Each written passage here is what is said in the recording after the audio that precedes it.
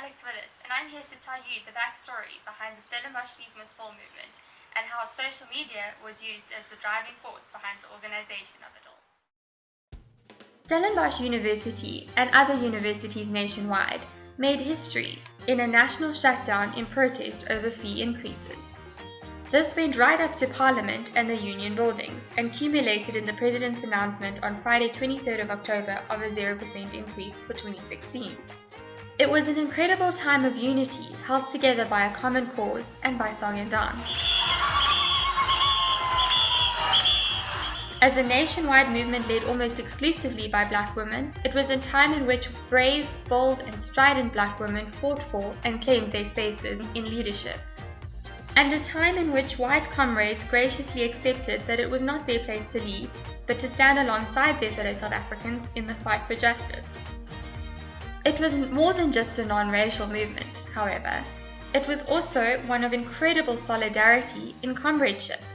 This was across various institutions where protesters frequently joined forces, which would not have been possible without social media.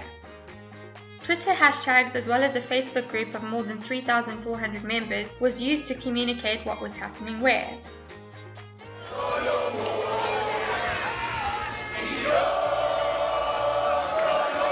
We were taught the South African struggle songs of old. For many white South Africans who were part of the movement, it was an eye-opener to understanding the layers of privilege. Prior to the Fees Must Fall movement, Senzenina, the struggle song translated as What Have We Done, was never a song that white people ever thought they would be able to sing, because it is historically rooted in the black struggle of pain and suffering. But this song, along with other well-known anti-apartheid struggle songs, was sung repeatedly during the protests, which, for white comrades, was both an enlightening and yet heartbreaking experience.